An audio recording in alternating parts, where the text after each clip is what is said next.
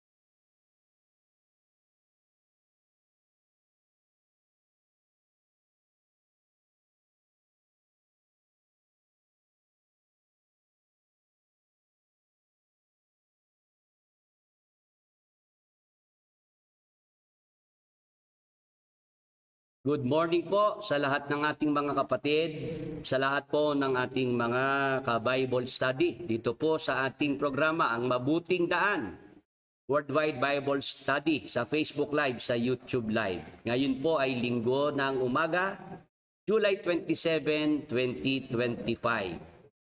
Sa kalooban po ng Panginoong Diyos, live po ang ating Bible study mula po rito sa lungsod ng Baliwag, sa lalawigan ng Bulacan. Tayo po ay napapanood ng ating mga ka-Bible study dito sa Pilipinas at ng ating mga ka-Bible study sa abroad sa pamamagitan po ng live streaming ng Facebook at ng YouTube. At atin po palang binabati ng happy anniversary ang ating mga kapatid sa Iglesia ni Cristo. 111 years sa pagkakaalam ko.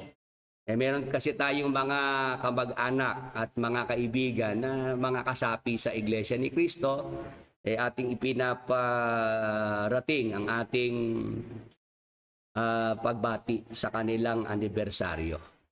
Sa ating mga bago pa lamang po na mga manunood sa ating programa, kung pwede po kayong mahingan ng favor na kayo po yung mag-subscribe, paki-like and share ang ating mga videos, paki-click ang notification bell nang tayo po palaging mabigyan ng notification. Pagka tayo po mayroong mga live streaming at meron tayong mga bagong upload na videos. Ito po tuwing linggo, alas 9 ng umaga, at kapag naman po Martes at Huwebes, alas 9 ng gabi ang atin pong umpisa. Tayo po ay agad na pong mag-umpisa sa pagpapatuloy po ng ating paglilingkod nung paksa na ating tinatalakay.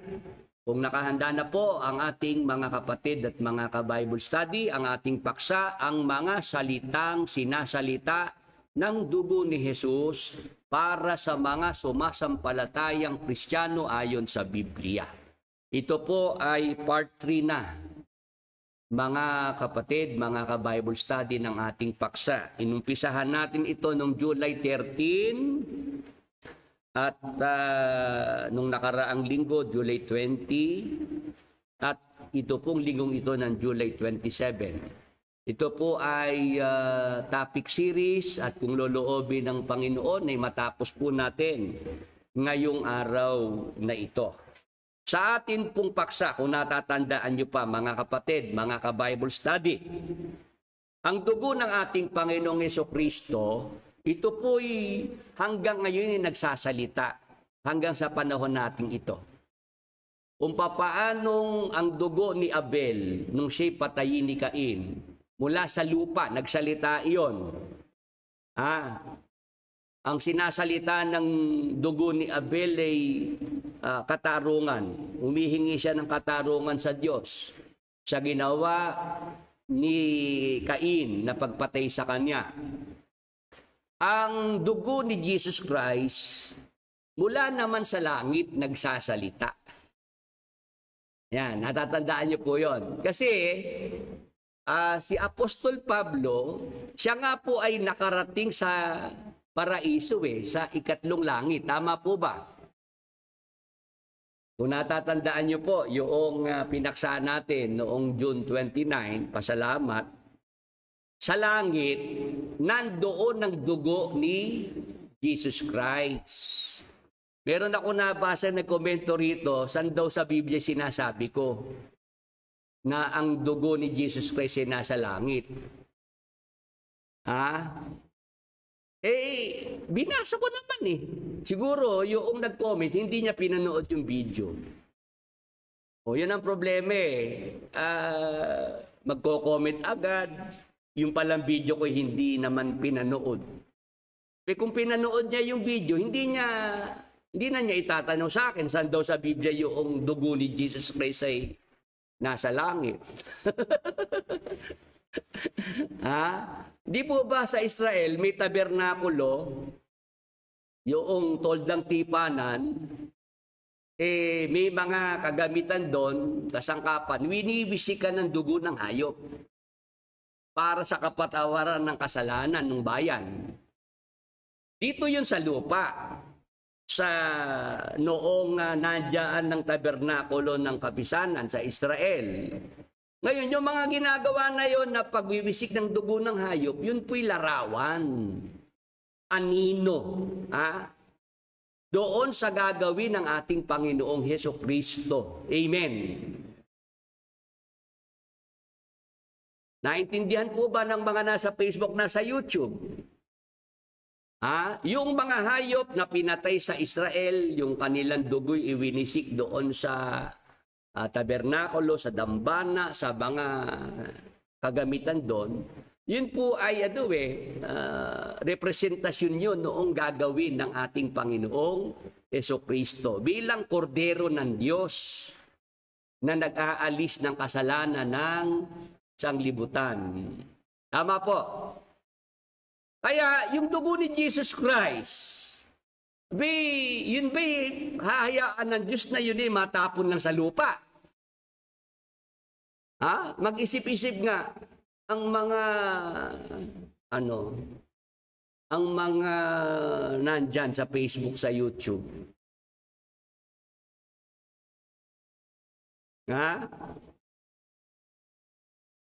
Mahalaga yung dugo na yun Tama po. Mahalaga yung dugo ni Jesus Christ. Yun ba'y hahayaan ng Diyos na matapon lang sa lupa? Yun kailangang madala sa langit dahil nga ipangwiwisik sa tabernakulo sa langit, sa dambana sa langit, sa mga kagamitan doon sa langit. Nagkakaintindihan po sa mga nasa Facebook, nasa YouTube.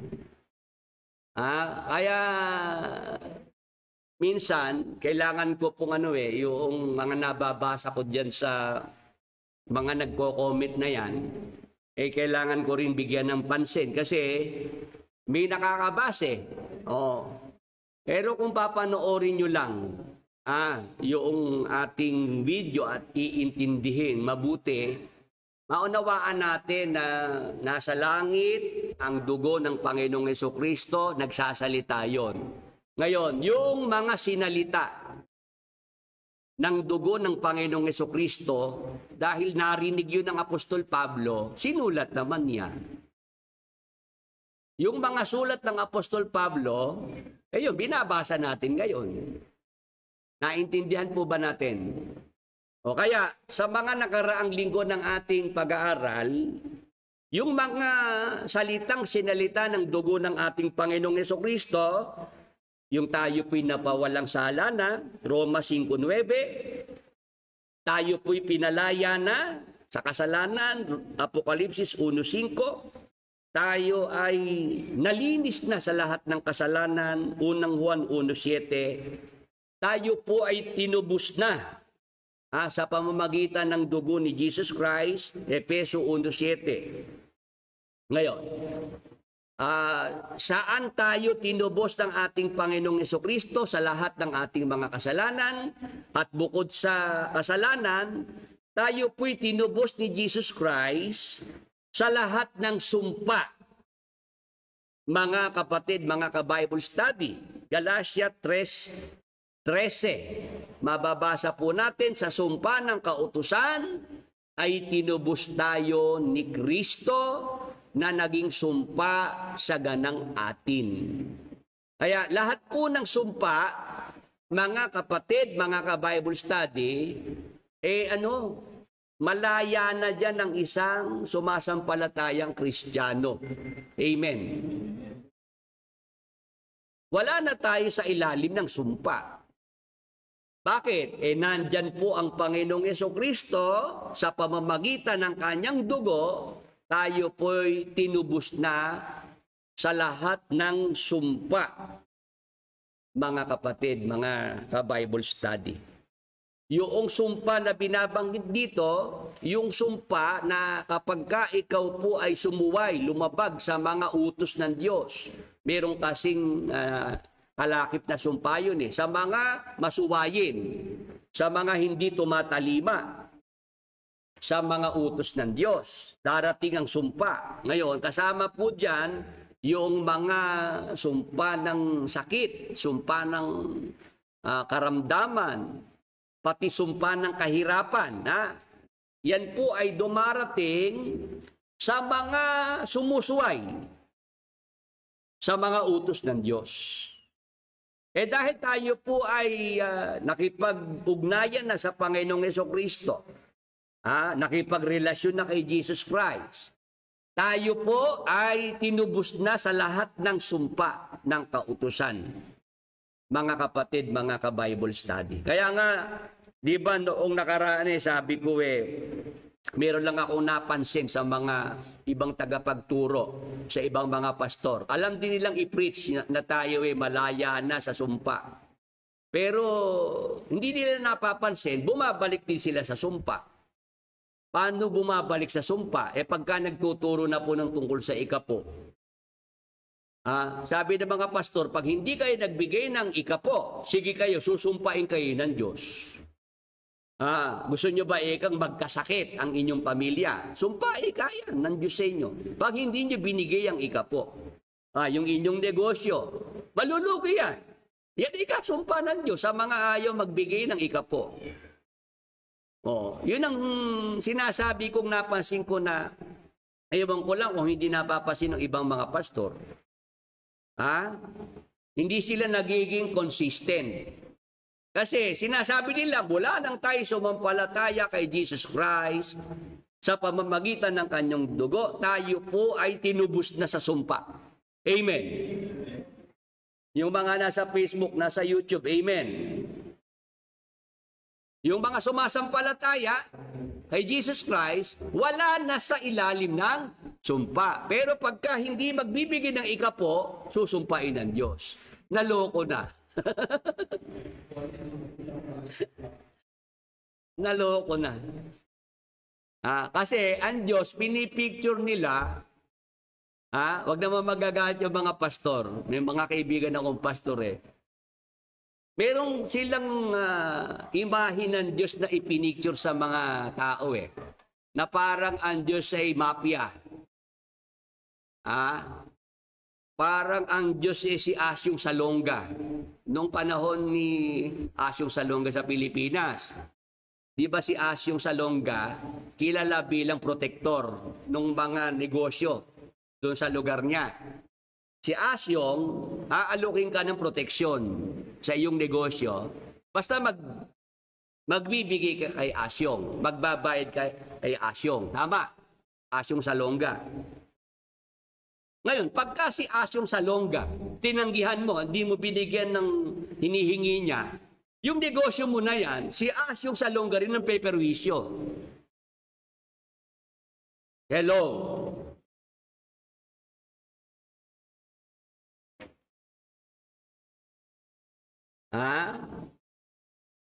Nagkakaintindihan po doon sa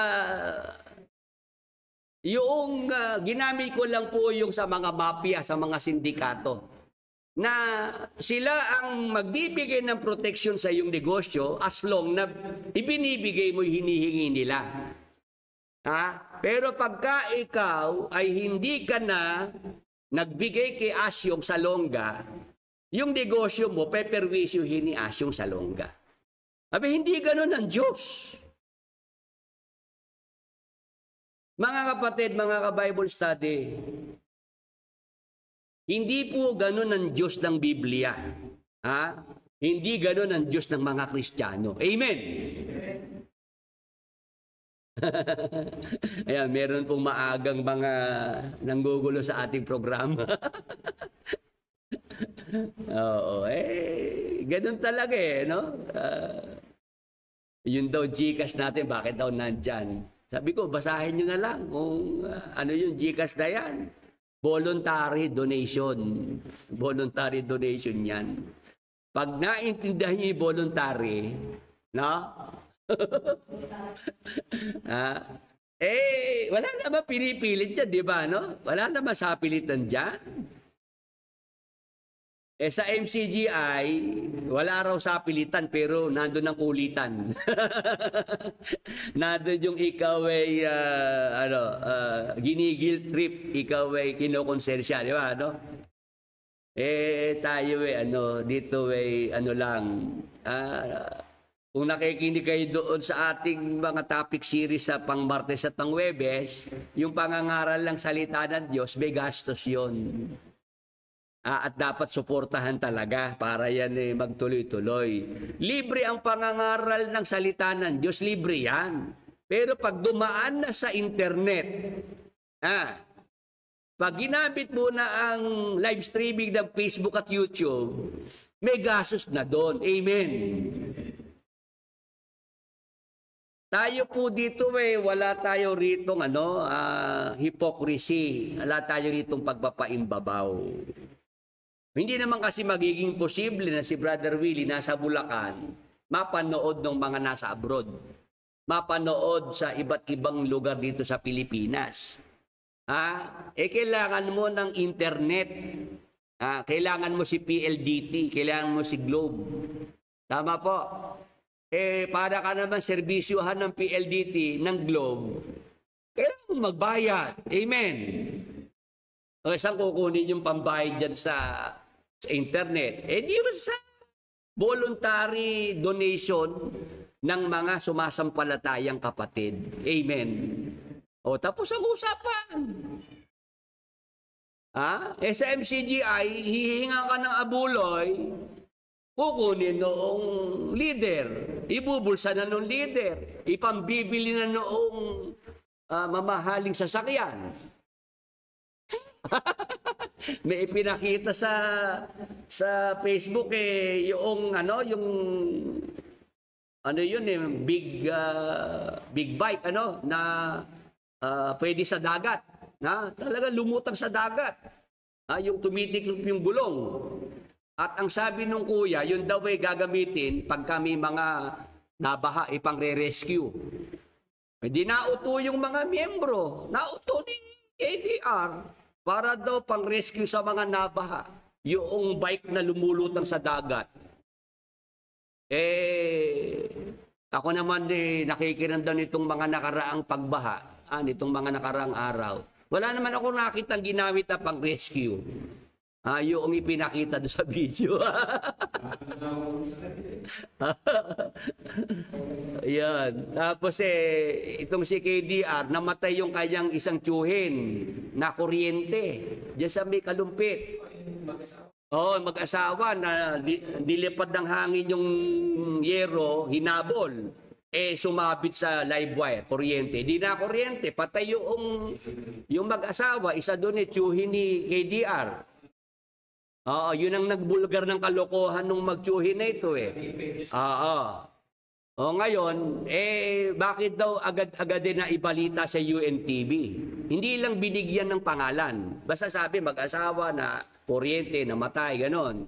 Hindi naman binanggit ng pangalan kasi partido ni KDR yung kamag-anak niya.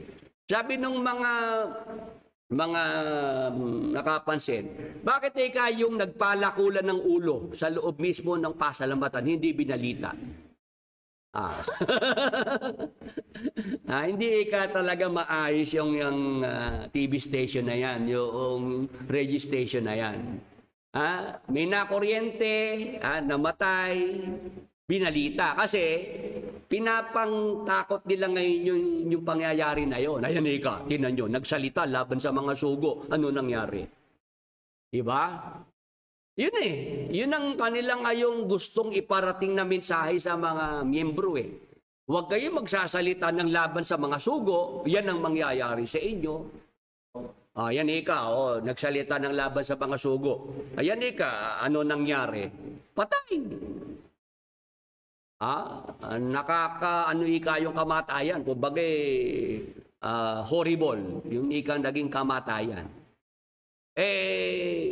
Ang balik naman ng iba, ba't naman yung pinalakol yung ulo mismo sa pasalamatan, hindi nyo binalita.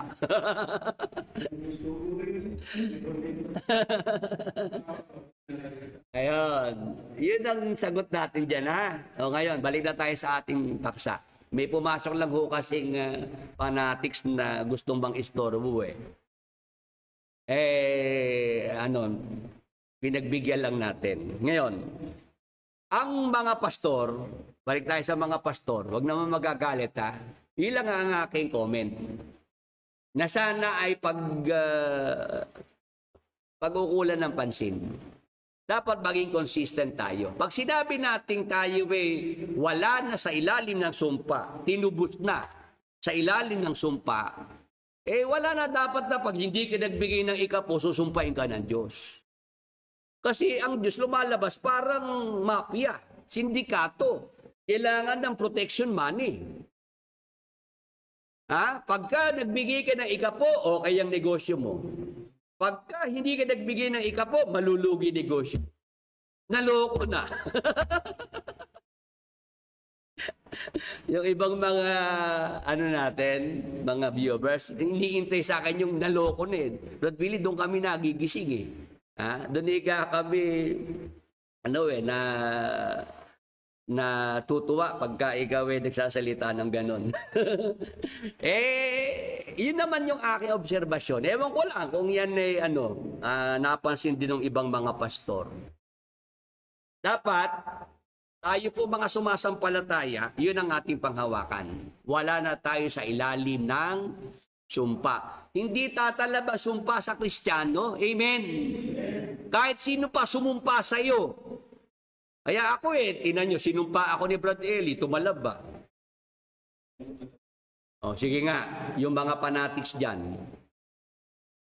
Yung mga exiter sa MCGI. Hindi pa sa lahat na nag-exit sa MCGI, ako ako yung talagang, top 1. Top 1 ako doon. Diba? Lahat na lang ng pwedeng ibukol, ibato sa akin ni Bradelli, pinukol na niya, diba? Binato na niya lahat na ng salita. Para ako'y pasamain, binitawan na, diba? Lahat ng sumpa. O pero, hindi tumalab sa akin, Sa kanya, bumalantre, diba? Kasi nga, pagka ikaway na kay Kristo, wala ka sa ilalim na sumpa. Amen. Praise the Lord. Hallelujah. Hindi tatalab yung mga sumpa na yan. Kahit nga mga orasyon na mangkukulam. Mamaya, hintayin niyo po. Ba't ko po nasabi yan? Kahit sino pa mag-orasyon sa'yo, di ba? Kahit ilang manyika pa ang hawakan para ikaw ay kulabin. Hindi yan tatalab. Hindi yan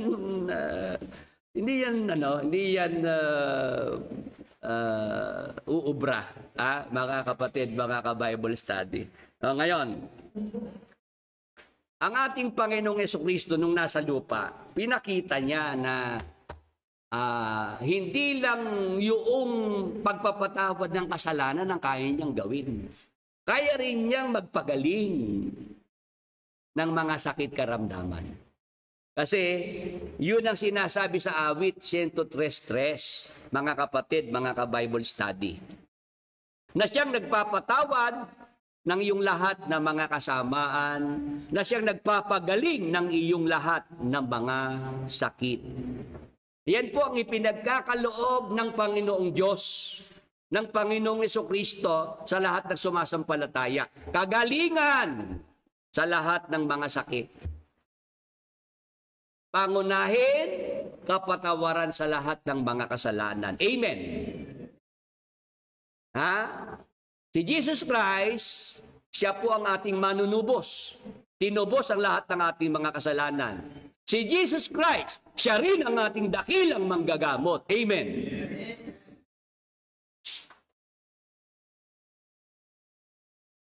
Lahat ng ating mga kasalanan tinubos ni Jesus Christ, kasamang tinubos lahat ng ating mga sakit at mga karamdaman. Kaya nga nung sinasa lupa, mayroong lumpo.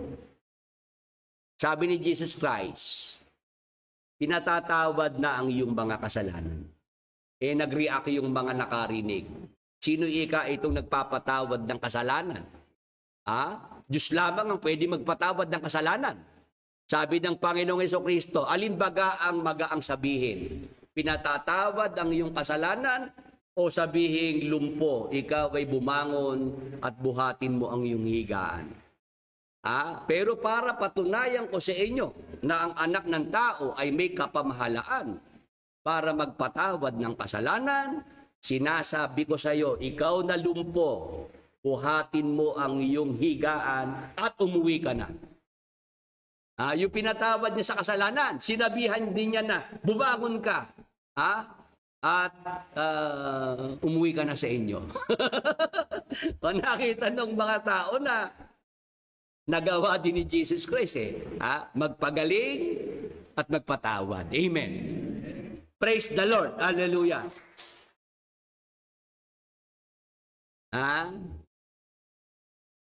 Naintindihan po ba natin yon? Yung ginawa ng Panginoong Jesucristo, Mateo, Kapitulo 9. Kayo na magbasa, 1 hanggang 8. Ipinapakita ko po sa ating mga kapatid, mga ka-Bible study, ang ginagawa ng Panginoong Jesucristo. Magpatawad ng lahat ng kasalanan at magpagaling ng lahat ng mga sakit at mga karamdaman. Ngayon, ang ating tanong ganito, ano pa ang iba pang mga salita na sinasalita ng dugo ng Panginoong Jesucristo para sa mga sumasampalatayang Kristiyano? Ito po'y para sa ating mga sumasampalatayang Kristiyano. Kung hindi ka sumasampalataya kay Jesus Christ, hindi ka kasama dito. Tama po ba yon? Pagka ang pananampalataya mo na kay Brad Eli, hindi ka kasama rito. Pagka ang pananampalataya mo na kay KDR, hindi ka kasama rito sa paksa. Kasi ang kasama sa paksa, mga sumasampalatayang Kristiyano, sumasampalataya kay Kristo. Amen. Amen po sa mga nasa Facebook, nasa YouTube. I hope yung mga narito, mga sumasampalatayang Kristiyano, mga sumasampalataya kay Jesus Christ. Pero pagka ang narito sumasampalataya sa mga leader ng MCGI, ano po, magbago na kayo ng isip. Dahil pagka kayo po ay hindi kay Jesus Christ sumasampalataya, babaliktarin mo lang naman yung ating paksa. Babaliktarin mo lang. Pag hindi ka sumasampalataya kay Jesus Christ, ikaw ay nasa kasalanan pa. Hindi ka pa malaya. Ikaw ay hindi pa malinis sa kasalanan.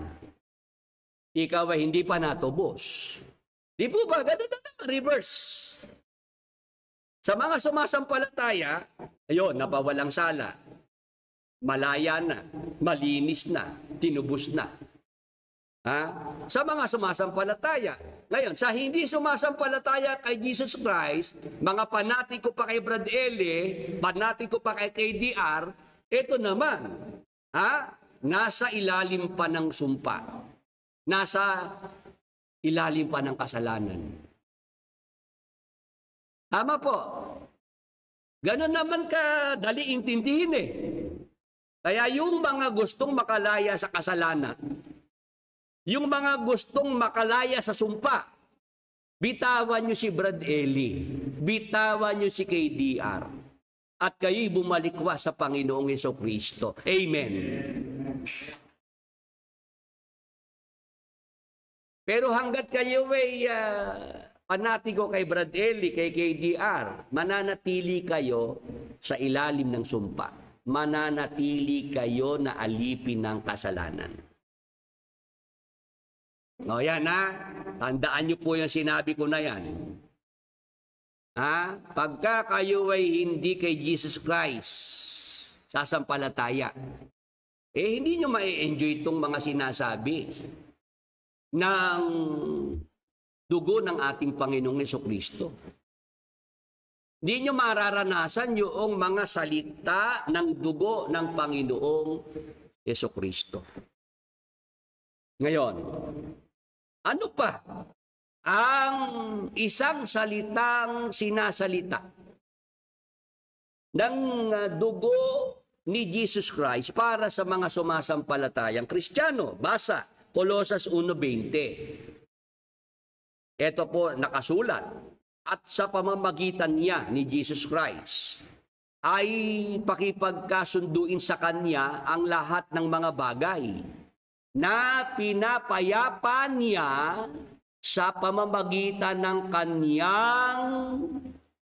sa pamamagitan ng dugo ng Kanyang krus.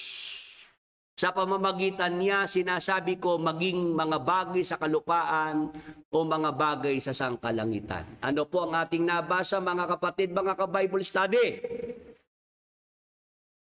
Ang dugo ng ating Panginoong Jesucristo, ano po ang sinasalita nun?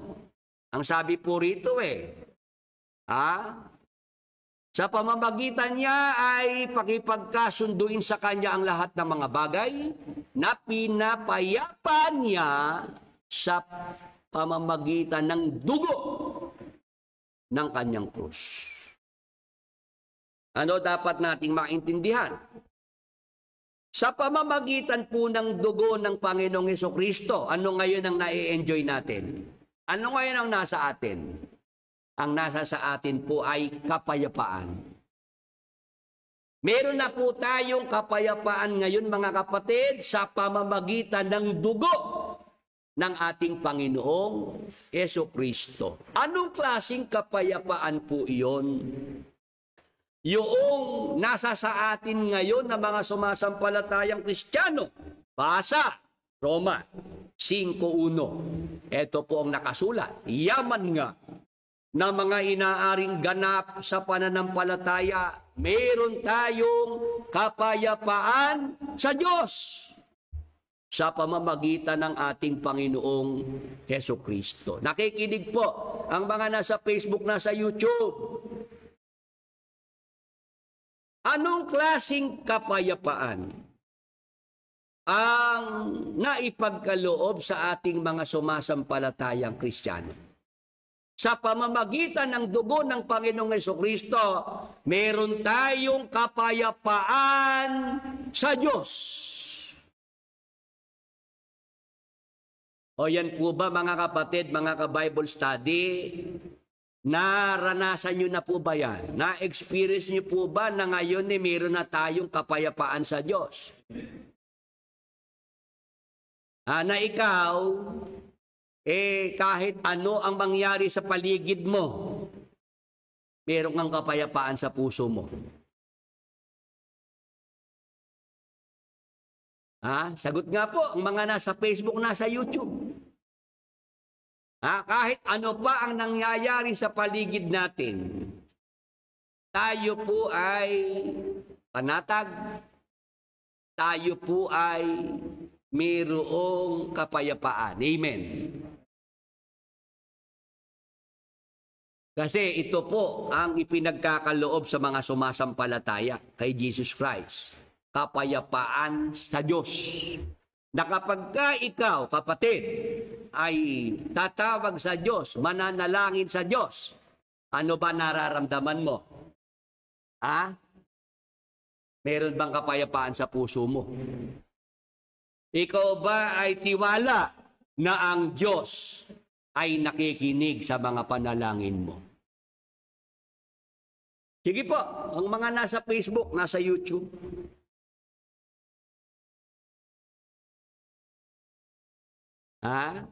yan po ba ang inyong nararamdaman? Na pagka kayo tumawag sa Diyos, mapayapa loob nyo. Hindi ka nag-iisip na, ang Diyos hindi makikinig sa akin kasi makasalanan ako Meron no bang ganon kayong naiisip?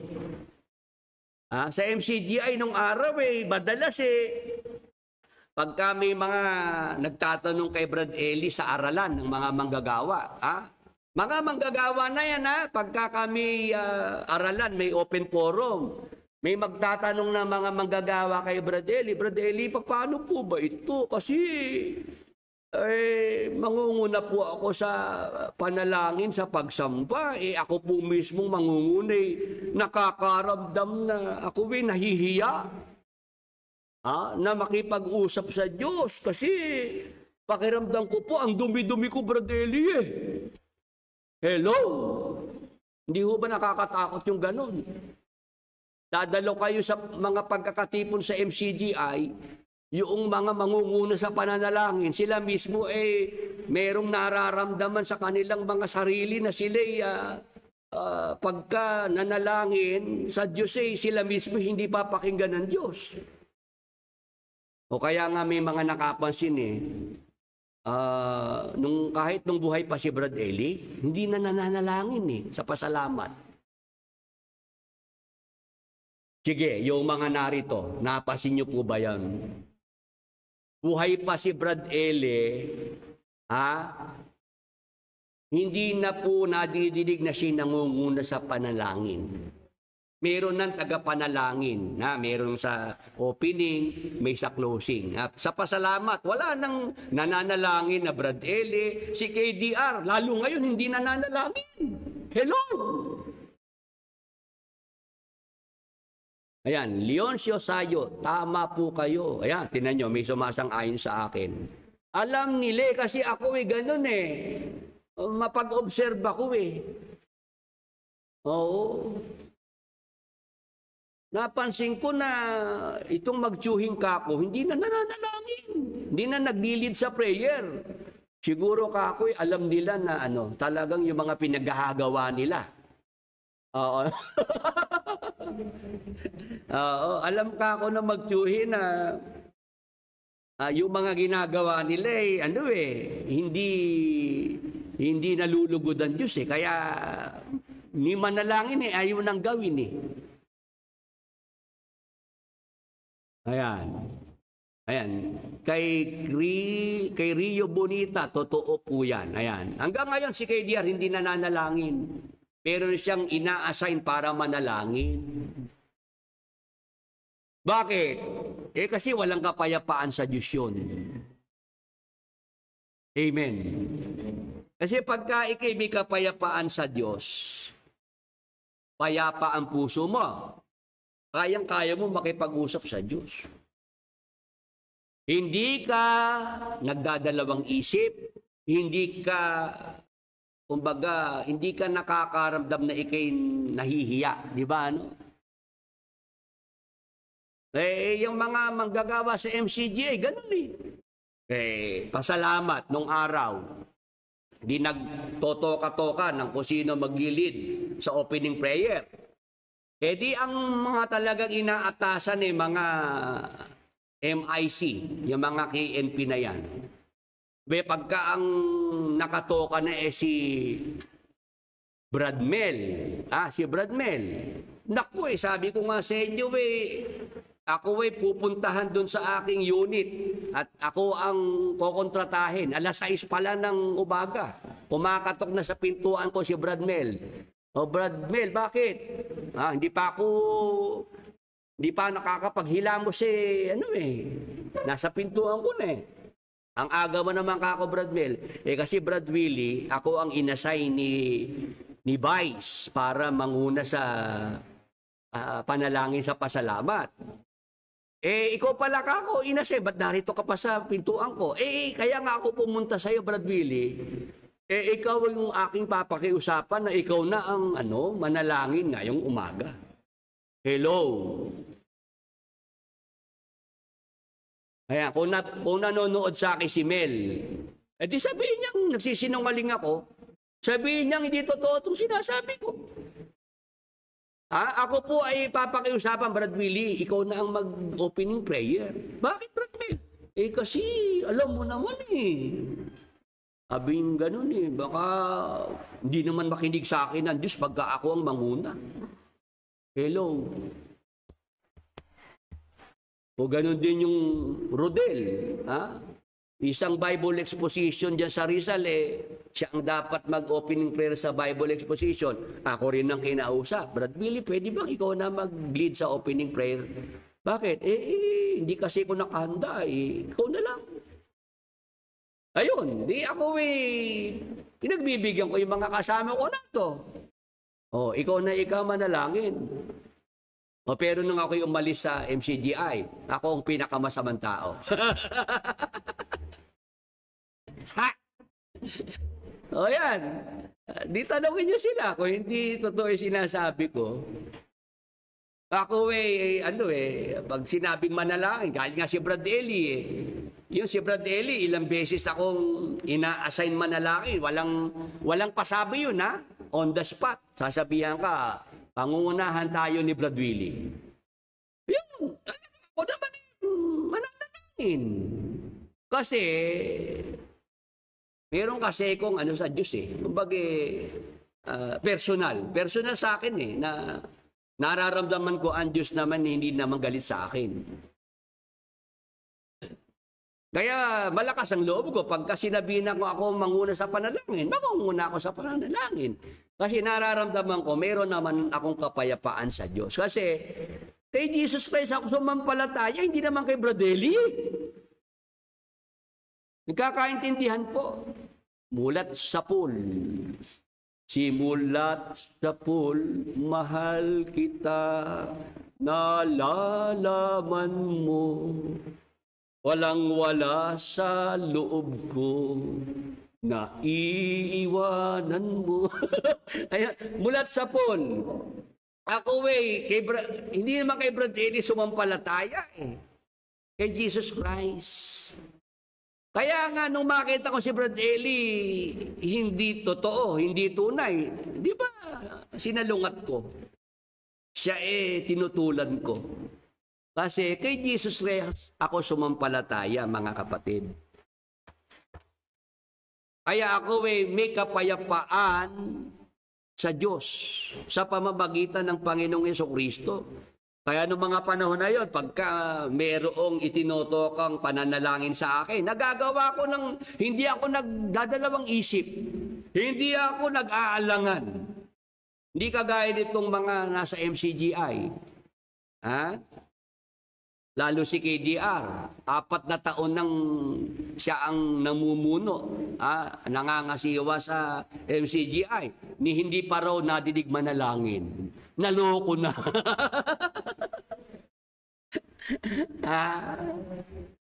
Ngayon, anong katunayan na yung kapayapaan sa Diyos, yan ang naipagkaloob sa ating mga sumasampalataya kay Jesus Christ sa pamamagitan ng kanyang dugo. Sa talatang 10 hanggang 11 ng Roma. Sapagkat kung noong tayo'y mga kaaway, ay pinakipagkasundo tayo sa Diyos sa pamamagitan ng kamatayan ng kanyang anak. Lubha pa ngayong nangagkakasundo na ay mga liligtas tayo sa kanyang buhay. Nakita niyo po, mga kapatid, mga ka-Bible study. Sabi ng Apostol Pablo, kung noon tayo mga kaaway tayo ng Diyos, pinakipagkasundo tayo sa Diyos sa pamamagitan ng kamatayan ng kanyang anak. Lubha pa ngayon, nagkakasundo na, ay mga liligtas tayo sa kanyang buhay. Ano dapat nating maintindihan? Kung tayo mga kaaway pa ng Diyos, kasi hindi pa tayo sumasampalataya, dahil nandiyan si Jesus Christ, sa pamamagitan ng kanyang kamatayan, nagawa niyang tayo po'y maging kasundo ng Diyos. Amen. Lalo pa ngayon. Lalo pa ngayon at meron tayong kapayapaan dahil tayo ngayon hindi na mga kaaway ng Diyos, kundi tayo kanyang mga anak na. Amen. Praise the Lord. Hallelujah. Nagkakaintindihan po. O tuloy natin sa 11. At hindi lamang gayon, kundi tayo'y nangagagalak naman sa Diyos sa pamamagitan ng ating Panginoong Hesukristo, na sa pamamagitan niya'y tinamo natin ngayon ang pagkakasundo. Kaya yung mga nasa Facebook, nasa YouTube, gusto niyo po ba na magkaroon ng kapayapaan sa Diyos? Gusto niyo po ba yung maramdaman sa puso ninyo na meron kayong kapayapaan sa Diyos? Na ang Diyos maramdaman yung hindi galit sa inyo. Na ang Diyos pagka kayo tatawag sa Kanya, makikinig siya sa inyo. Gusto niyo po ba yon, mga kapatid? O para mangyari po yon, kailangan po natin si Jesus Christ. Amen. Praise the Lord. Hallelujah!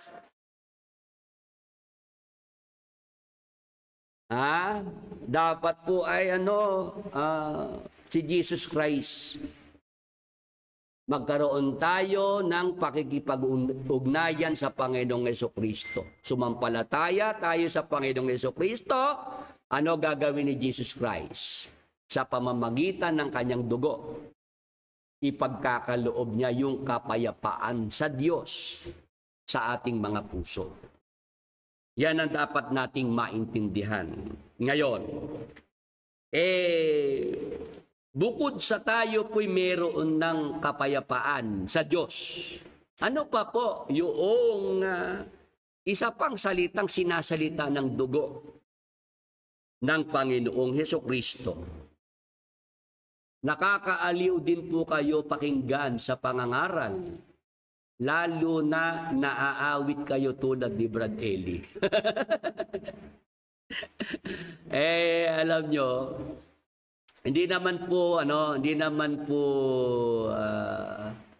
nakakagulat kasi 19 na taon po akong nakasama ni Brad Eli. Ako po ay 12 taon niyang tagabasa. Kaya kung halimbawa ay nakikita nyo na yung aking estilo ng pangangaral ay meron ding pagkakahawig kay Brad Eli, ano talaga yon, maintindihan talaga yon dahil matagal kaming nagkasama. Para lang po bang ganito yan? Ikaw ay hindi naman talaga, hindi ka talaga driver. Hindi ka talaga marunong magmaneho ng sasakyan. Pero ikaw ay lagi mong kasama yung driver. No? At naobserbahan mo yung pagmamaneho niya, no? Yung diskarte niya. Yung tapak sa preno, tapak sa gasolina, ano? Matututo ka noong pagmamaneho. Amen. Tama po ba? Ganun po ang nangyari na okay, matagal kasama ni Brad Eli. Kaya nga kahit sa pagbalangkas ng paksa dahil ako yung kanyang kasamang nagbabalangkas ng paksa, bandang huli nagbabalangkas na rin ako ng paksa Nung si Brad More napagod na sa pagbabalangkas ng paksa sa kabataan, tekso ng kabataan, ako tinawag ni Brad Eli para magbalangkasan ng paksa sa kabataan sa KNC. Ayun po, totoo po yan. Si KDR, subukan yung bigyan ng papel at ballpen at magbalangkas ng paksa. Tingnan ko lang kung may maisulat yan baka ang isulat ni KDR, ito ang patarget para sa buwan na ito. Patarget. Yan, diyan magaling si KDR. Pero para maghanay ng paksa, ewan ko. Sabi naman niya, school bukol siya, di ba? Aminado naman si KDR, school bukol siya. Aralan na manggagawa. Kung hindi yan absent, late. Aasahan lang yung tape recorder. Noong aralan ng mga manggagawa, doon lang umaasa si KDR. Yung siya makikinig doon sa tape recorder ng tiyuhin niya. Ganon po yan kung hindi yan absent sa aralan, yan late kung dumating. Kumbaga kalahating araw na yung aralan ng mga manggagawa. Kaya talagang school buko lang nangyari kay KDR Pagdating sa Biblia, wala ko talagang alam. Pasensya na po Hindi ko naman siya nasukat ko lang talaga yung ni KDR, yung kanyang kaalaman at kakayahan sa Biblia. Kaya tinan niyo po, nawala Bible exposition, di ba? Pinalit concert. Nawala consultation, pinalit game show. Di ba?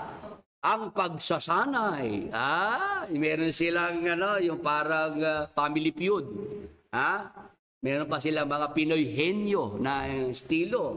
Ayun, panglibang lang sa mga miyembro yun. At si KDR lang ang pwedeng magtanong. Si KDR hindi pwedeng tanungin. Naloko na. Ngayon, ano pa po? Yung isa pang salitang sinasalita ng dugo ni Jesus Christ para sa mga sumasampalatayang Kristiyano. Yan po ang ating itutuloy. Paglipas po ng isang short video, testimony, pagkatapos po ng short video, balik po tayo sa ating paksa.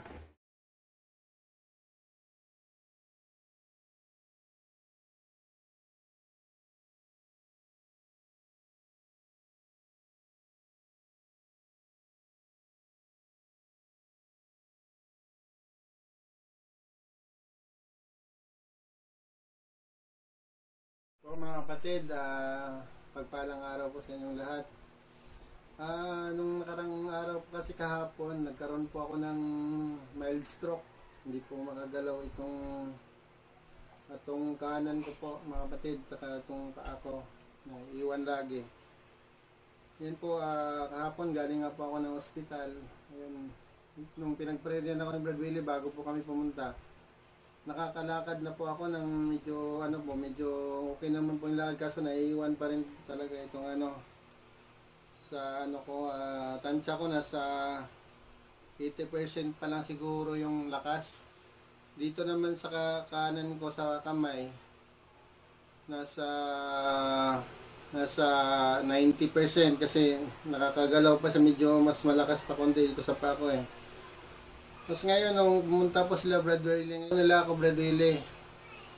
Kung kanang kamay ko kanina, hindi po masyado pantay ito. Ngayon po pantay na po siya. Nung napag-pray po ako ni Brother Edwin Dera, Brother Willie. Nagpantay po sila itong kanan ko sa kaliwa. Kanina po kasi hindi po kasi pantay ito Tapos itong ko, magalaw ko na ng maayos-ayos po kasi kanina parang delay yung niya. pag tinadyak ko po delay. Ito naman, medyo nagkaroon ng improvement. Yung pagkatapos ko, panalangin po ng Brother Willie. Salamat po sa Diyos, unang-una po sa Diyos at sa kanila Brother Willie, Brother Edwin sa ilang panalangin. Sa inyo mga kapatid, salamat po sa sama-samang panalangin niyo mga kapatid. Pero humingi pa rin po ako sa Diyos ng mga kapatid na bigyan pa ako ng malakas na pangangatawan at yung mga anak ko rin, maakay ko sila ng maayos, mga kamag-anak ko.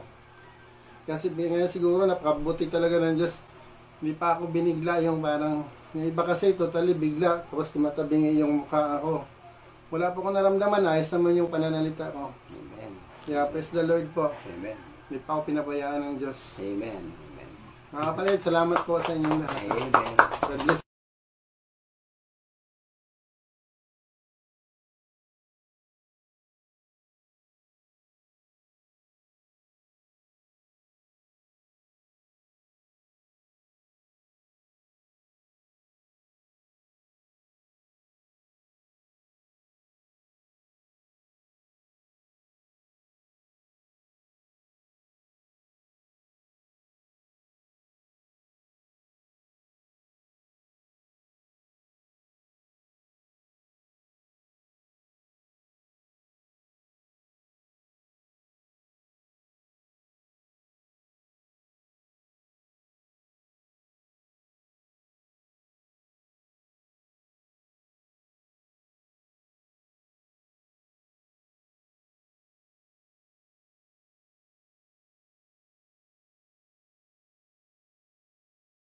Muli po magandang umaga sa lahat po ng ating mga kapatid, mga ka-Bible study. Dito pa rin po tayo sa ating programa, ang Mabuting Daan, Worldwide Bible Study. Tayo po yung magpatuloy sa ating paksa na tinatalakay. Ano pa po yung isa pang salita na sinasalita ng dugo ng ating Panginoong Hesukristo para sa mga sumasampalatayang Kristiyano. Basa. Dito po sa Hebreo 13:12. Ito po nakasulat. Kaya naman si Jesus upang mapaging banal sa pamamagitan ng kanyang sariling dugo ang bayan ay nagbata sa labas ng pintuan. Ayan, dyan po sa Tagalog na salin sa Biblia, ano po nabasa natin? Kaya naman si Jesus upang mapaging banal sa pamamagitan ng kaniyang sariling dugo ang bayan. Meron lang pong yung pagkakasalin sa Tagalog, yung kanilang, ay ano po yon, mistranslation po. Bakit ko po nasabing mistranslation? Kasi po, pagka pinuntahan mo sa English translation, ito po nakasulat. Wherefore, Jesus also, that he might sanctify the people with his own blood, suffered without decay. Yun po yung tamang salin. Sa pamamagitan ng kanyang sariling dugo. Yun ang tamang salin sa Tagalog. Ngayon, ano nabasa natin? Dito sa English, yung word na sanctify. Sa Tagalog po, kung babalikan natin sa Tagalog, yung salitang mapaging banal, pinapaging banal. Yun po ang nasa Biblia, pinapaging banal, sanctified. Ang kahulugan po niyan ay to set apart, ibukod. Tayo po mga kapatid, mga ka-Bible study, sa pamamagitan po ng kamatayan ni Jesus Christ, yung sinasabi po sa labas ng pintuan, kasi nung siya po'y ipako sa krus, sa labas ng Jerusalem po yun nangyari. Nagkakaintindihan po. Yung Golgotha, sa labas po yan ng Jerusalem. Ngayon, ano po ang nagawa po ng dugo ng ating Panginoong Hesukristo? Sa pamamagitan ng kanyang dugo, tayo po ay nasanctify. Tayo po ay pinapaging banal. Ang ibig sabihin, tayo po ay naibukod. Nagkakaintindihan po. Bilang mga sumasampalatayang Kristiyano, tayo po ay mga ibinukod. Para po maintindihan nyo, yung isang tiklis na kamatis na nabubulok, ganyan po ang mundo. Ang mundo po ay papunta sa kabulukan. Ngayon, ano ginawa ng dugo ni Jesus Christ? Tayo po ibinukod. Kaya, kumbaga sa isang tiklis na kamatis na nabubulok, may ibinukod. Ibinukod tayo. Kaya hindi tayo kasama sa pagkabulok. Amen. Amen. Praise the Lord. Hallelujah.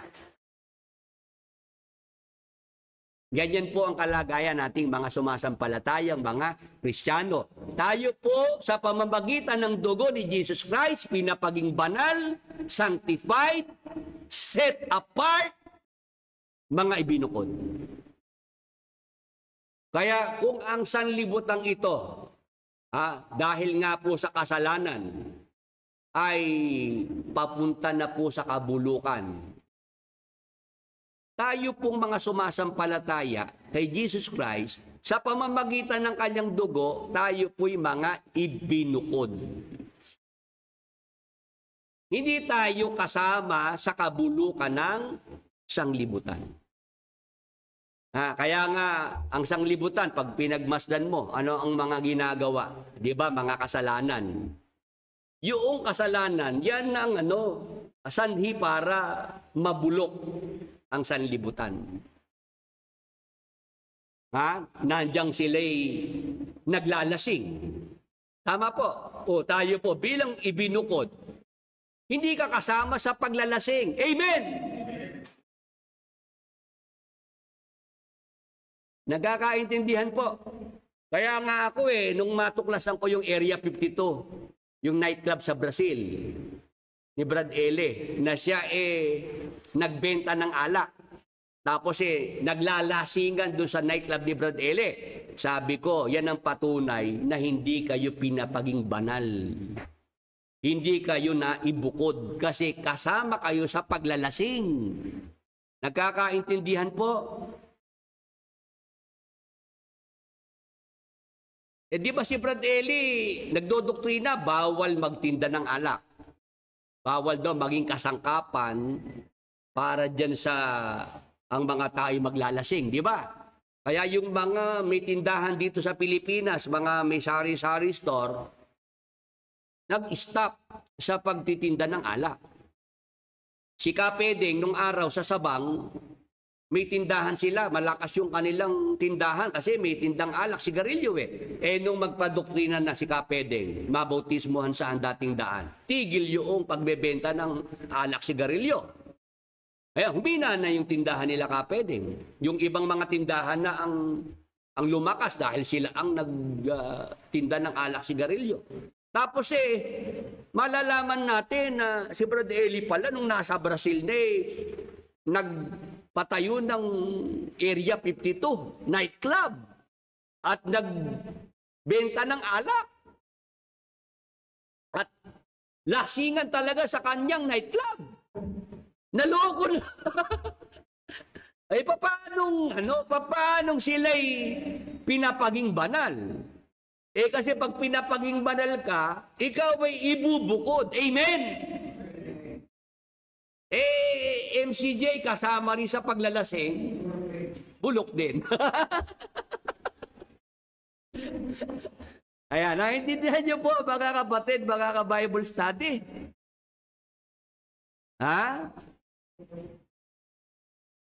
Yung sanlibutan, nakikita natin, di ba? Wala naman pong may sinusulong ang sanlibutan na sana nga hindi talaga pumasa yun yung same-sex marriage sa Pilipinas. Sana po, Oo, sana talagang yan ay hindi makalusot. Yung minomodify lang nila yung tawag Basta ang nila yung same-sex couples, yung mga karapatan, di ba? Pero talagang ginagawa nila ng paraan para yan mailusot eh. O ngayon, MCGI, ano ang nakikita natin? Ano nakikita natin sa MCGI? Narito pa si Brad Eli, nagtayo siya noong Happy Christian. Brad Ray, alam niyo Happy Christian, inabot niyo pa yan. Ayan, alam ni Brad Ray sinasabi ko, Happy Christian. Ano ang purpose? Para daw yung mga bakla, tomboy ay lumantad. Di ba? Kasi ang dinahilan ni Brad Eli, pagdating sa CR, parang may discrimination na nangyayari, no? Na pagka ikaw ay bading, parang hindi ka pwede rin sa CR ng mga lalaki, no? Kaya sabi ni Brad Eli, sige ka, eto na, merong Happy Christian, dyan yung mga miyembro na bading, mga tomboy, nag-ano sila, kumbagay lumabas sila sa kanilang cabinet, no? Sila yung nagladlad talaga, no? Kaso noong sila nandyan yung mga iba nangyari. Ako nung panahon na yung brother, kinikilabutan ako sa nakikita ko sa pasalambatan Abi, naglalakad sa pasalambatan magka-holding hands, parehong lalaki. Naloko na. Tapos aralan ng manggagawa, mayroong inimbestigahan na manggagawang babae, umuwi na ron sa bahay ng tomboy na mayaman. Naloko na. Ayan, ang dami hong nangyaring mga naabuso. Naabusong mga miyembro dahil dyan sa mga winelcome ni Brad Eli yung mga yun Kumbagay, pinalakas pa niya loob na gawin yung mga ganun. Tapos nung si Brad Eli nasa Brazil na, naglabas siya ng paksa bago siya pumanaw. Yun daw mga taga Sodoma at Gomora, may pag-asa pang maligtas. Yung mga nilipol ng Diyos sa Sodoma at Gomora, may pag-asa pang maligtas. Pero yung si Willie Santiago na yan, wala na pag-asa maligtas yan. Pagdating sa akin, sarado kaligtasan Pero yung mga taga Sodoma at Gomora, pinag-abogado pa ni Brad Eli yung mga yon. Bakit naman gano'n na ang paksa ni Brad Eli? Kasi nasaan ba si Brad Eli? Sa Brazil. Di ba, Ano ba ginagawa sa Brazil? Yung ginawa ng mga taga Sodoma at Gomora. Yun lang naman yun Madali namang maintindihan yan. Pagkabukas lang ang isip mo. Hindi naman kailangan matalino ka para maintindihan mo yan. Ngayon, balik na po tayo sa ating paksa. Ano po ang isa pang salitang sinasalita ng dugo ni Jesus Christ sa ating mga sumasampalataya? Tayo po ay mga ibinukod. Kaya dapat mamuhay tayo gaya ng mga ibinukod. Amen? Hindi tayo dapat mamuhay na kagaya ng mga narito sa sanlibutan. Maliwanag po ba sa mga nasa Facebook, nasa YouTube? Kung tayo'y mga ibinukod na sa pamamagitan ng dugo ng ating Panginoong Jesucristo, di dapat maipakita natin yan. Mapatunayan natin yan na tayo po'y mga naibukod na. Hindi na tayo kasama sa lakad ng sanglibutang ito. Amen. Kaya nga, itong MCGI na naman, pag binalikan ko sabi nila sila sa Diyos. Mali daw ang Katoliko dahil nagpiyepiesta. Brad Ray.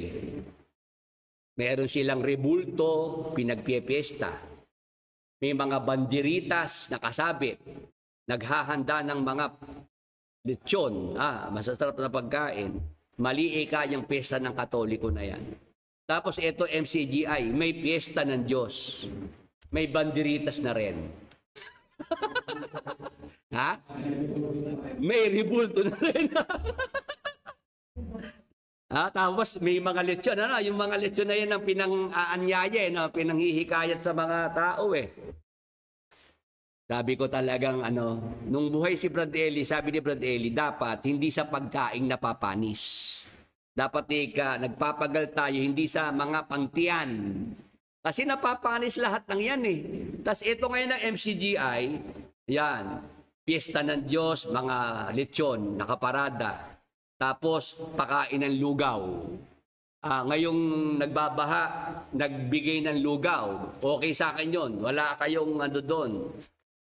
Wala naman akong sasabihin na mali yung magbigay ng lugaw dito sa mga nabaha. Pero ba't sa may subdivision kayo nagbibigay?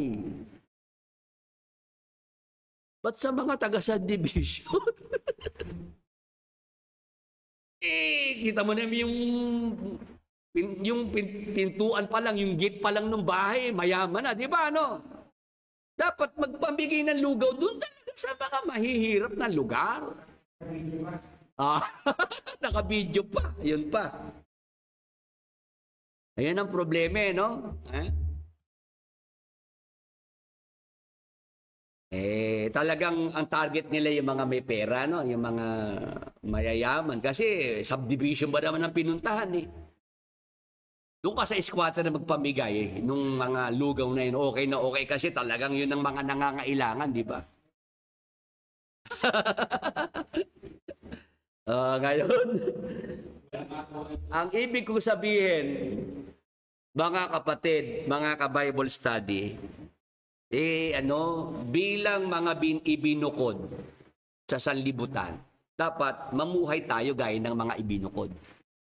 Mamuhay tayo na hindi kasama dito po sa lakad ng sanlibutan. Mali daw ang Katoliko dahil may rebulto sa piyesta. Sa MCGI may rebulto rin. Rebulto pa ni KDR. Diba? Pinarada yung rebulto ni KDR na meron pang kasamang pulis. Si KDR na ang pulis, patron ng PNP. Patron ng pulisya ng Pilipinas. Tapos noon namang napuna yung kanilang rebulto ni KDR, itong isa pang ipinarade, robot naman ni Voltis 5. Naloko na. Ano ako nangyayari dito sa mga nasa MCGI? Hindi na nila pinarade rebulto ni KDR, si Voltis 5 naman ngayon ang pinarada. Wala ka ako ito mga to, talagang madidilim na mga isip. Dapat bilang mga ibinukod, hindi tayo dapat kasama sa lakad ng sanglibutan. Kung ang sanglibutan dahil sa kasalanan ay papunta sa kabulukan, dapat ang mga lingkod ng Diyos ay hindi papunta sa kabulukan. Nagkakaintindihan po mga kapatid, mga ka-Bible study. Ano pa ang isa pang salitang sinasalita ng dugo ni Jesus Christ? Basa, Hebreo 9:12, ito po nakasulat. At hindi rin naman sa pamamagitan ng dugo ng mga kambing at ng mga bulong baka, kundi sa pamamagitan ng kanyang sariling dugo ay pumasok na minsan magpakailanman sa dakong banal na kinamtan ang walang hanggang katubusan. Sa pamamagitan ng dugo ng Panginoong Hesukristo, ano po na ipagkaloob nun sa ating mga sumasampalataya? Na ipagkaloob po sa atin ang walang hanggang katubusan. Eternal redemption. Walang hanggang katubusan. Tayo po'y natubos na sa lahat ng mga kasalanan. Amen. Ang tanong, hanggang kailan? Hanggang kailan po yung katubusan na yun? Walang hanggang katubusan. Amen. Praise the Lord. Hallelujah. Ano dapat nating maunawaan dito mga kapatid, mga ka-Bible study? Lahat ng ating mga kasalanan, mula na tayo sumampalataya kay Jesus Christ, tinubos tayo ng kanyang dugo. Hanggang kailan yung pagtubos na yon? Walang hanggang katubusan yun, mga kapatid, mga ka-Bible study. Kaya, sigurado na po ba ang ating kaligtasan? Sigurado na po ba? Ayan, sigurado na po mga kapatid. Bakit? Ang nasa sa atin po'y walang hanggang katubusan. Forever na po yun eh.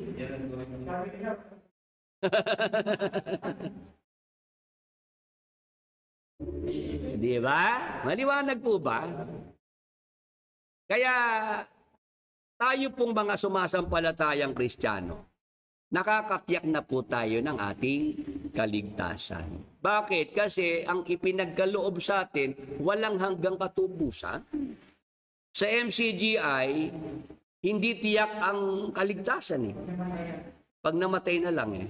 Pag malapit ng mamatay, doon pa lang matitiyak ang kaligtasan. Pag malapit ng mamatay. Kaya nga si Brad Eli nung tinatanong, kayo po ba Brad Eli? Kayo ho ba'y siguradong ligtas na kayo? Sabi ni Brad Eli, alam mo, matitiyak lang ang kaligtasan pag malapit ang mamatay ang isang tao. Kaya mismo yung leader, hindi sigurado sa kaligtasan. Paano yung mga miyembro? Lalo nang hindi makakasigurado, di ba? Si Brad Danny nga, MIC na yan, nagbabautismo na yan, ha? Nung kami mag-usap. Talagang usapang magkaibigan. Sabi sa akin ni Brad Danny noon, Brad Willie, kung ako tatanungin, ayoko pang bumalik ang Panginoong Jesucristo. Ha? Bakit? Kasi baka pag bumalik siya ngayon, hindi pa ako maligtas. Sabi ni Brad Danny yun. Sabi ko, nagbabautismo si Brad Danny, ganun ang nasa puso. Siya mismo, hindi sigurado maligtas. Ako naman gusto ko na dumating si Jesus Christ. Pagka ikaw sumasampalataya, nananabi ka, ha? Ikaw excited na makita mo na yung tagapagligtas, di ba? Bakit si Brad Danny ayaw pa? Kaya lalo kang kakabahan sa MCGI kasi kung yung mga leader, mga namumuno dyan nag-aalilangan sa kaligtasan nila, paano ikaw na miyembro makakatiyak ba ng kaligtasan mo? Kaya dapat layasan talaga yan. Dapat yung sinabi ni Brad Eli, wag nang magpatumpik-tumpik, wag nang magpa-delay-delay, layas! Layasan yung mga... hanggat meron pa kayong naitatabi, meron pa kayong nasa sa inyong possession, wag ho kayong pumayag na kayo ubusin ng mga yan. Wag kayong papatol sa ubusan. Yung paghahamon ng ubusan, Brad Melvin. Marami nang nadali dyan. Maraming nauubos dyan yung magtsuin na yan. Wag nyo papatulan, gawin nyo po yung nangyari sa Sodoma at Gomora. Nung sabihan ng mga anghel, si Lot, takas. Magmadali kayo tumakas, huwag kayong lumingon sa likod. Ganon lang gawin po ng mga nasa MCGI para maka-exit ng mabilis. Ngayon, ano pa ang isa pang salita na sinasalita ng dugo ni Jesus Christ para sa ating mga sumasampalataya? Huling talata po mga kapatid at matatapos na po ang ating paksa. Ito po ang sinasabi naman sa Apokalipsis 12:11. Magandang balita, Biblia na salin. Nagtagumpay ang mga ito laban sa dyablo sa pamamagitan ng dugo ng kordero at ng kanilang pagsaksi sa katotohanan sapagkat hindi nila pinanghinayangan ng kanilang buhay. Mga kapatid na nakikinig, ang dugo ni Jesus Christ, ano pa po ang salitang sinasalita niya sa atin na mga sumasampalataya? Sabi po sa talata, nagtagumpay ang mga ito laban sa dyablo sa pamamagitan ng dugo ng kordero. Ang kordero po si Jesus Christ. Ngayon, sa pamamagitan ng dugo ni Jesus Christ, tayo po'y nagtagumpay na laban sa dyablo, laban kay Satanas. Amen. Praise the Lord. Hallelujah. Si Satanas, ang dyablo, talunan. Tinalo na siya ni Jesus Christ, kaya hindi na dapat katakutan si Satanas. Hindi dapat ma-intimidate ang Kristiyano kay Satanas. Amen. Mag-amen naman po yung mga nasa Facebook, nasa YouTube na sumasang-ayon. Nung isang araw, doon po sa GC ng mga Exiters, Abe, ang haba na nung pinag-uusapan. Ha? Kasi ako bihira akong doon sumagot. Meron kasing GC ang mga exiters, ako may gawa, ako admin. Hinahayaan ko lang yung mga exiters na sila magkakilala doon, magkakumustahan. Abe, kung mo nung isang araw bumabagyo, umuulan, abe, ang daming nandun sa GC at ang haba na po ng pinag-uusapan.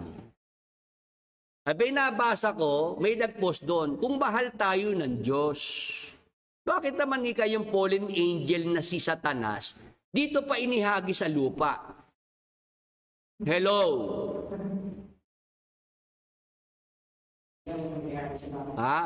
Interesado po ba ang mga nasa Facebook, nasa YouTube o hindi naman? Hindi ko na itutuloy. Merong ganun na ipinapasok na na pag-iisipan.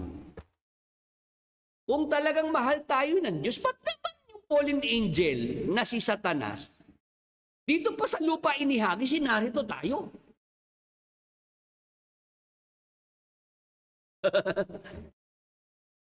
Ang lumalabas, ba't naman gano'n ng Diyos? Yun ngang nanggulo sa langit, dito niya ngayon sa lupa ihahagis. Narito tayong mga tao. Kung mahal tayo niya, bakit naman dito pa niya? Kumbaga, parang ginawa tayong dumping site ba yan, Brad Vic? Oo. Di ba nung panahon ni Presidente Duterte, merong mga basura galing ng Canada, dito pinadala, di ba? Nasa po yung mga container ba, di po ba? Ano ginawa ni Presidente Duterte? Pinabalik sa Canada, di ba? Hindi ikatapunan ng basura ang Pilipinas, di ba, Brad Melvin? Tama po ba?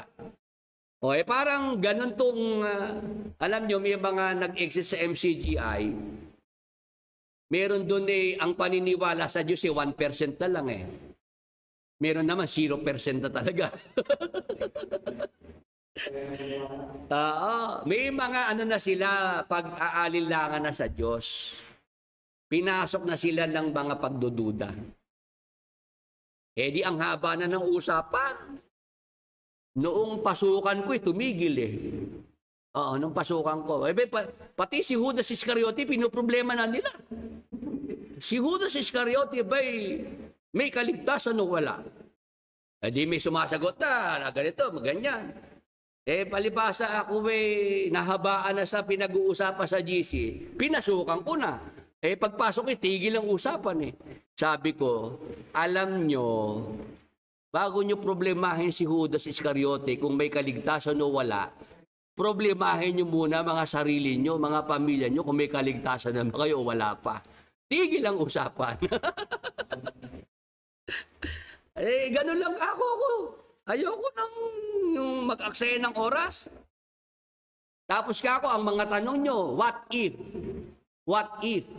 Kung hindi kinain ni Eva at Adan yung ipinagbabawal na bunga, ano kaya ang mangyayari sa atin? Ganon ang mga tanungan kung hindi naman kumain yung mag-asawa. Sabi ko, kayo ang gusto yung pag-usapan hypothetical. Malayo sa katotohanan, hindi na realidad yung gusto nyo pag-usapan. Kasi nangyari na yan di ba? Hindi na pwedeng maibalik, di ba? Wala na tayong magagawa dyan Sayang oras pag yan ang pag-uusapan. Kumbaga, nababara ko yung mga ganong mga pinapasok. Ngayon, yung natabagan ako ng pansin, bakit naman ang Diyos kung pag-ibig siya at mahal niya tayo mga tao, ba't naman yung fallen angel, di din niya sa lupa inihagis? Nasaan ang pagmamahal ng Diyos dyan? Eto ngayon, sinasagot ko yung nandun sa GC. Nagtagumpay ang mga ito laban sa dyablo sa pamamagitan ng dugo ng kordero. Pagka ikaw kay Jesus Christ at ikaw tinubos ng dugo ni Jesus Christ, hindi mo problema si Satanas. Amen. Praise the Lord. Hallelujah. As simple as that. mga kapatid, mga ka-Bible study, pagka ikaw ay Kristiyano na sumasampalataya, tinubos ng dugo ni Jesus Christ, the devil or Satan is no match for you. Amen. Okay na ho ba yung English ko na yun? Ayan, salamat at pumasa. Ha? Ganun lang yun di ba? Kumbaga sa boxing, ikaw ang level mo heavyweight ka. Si Satanas paperweight. Ayan, paperweight yun.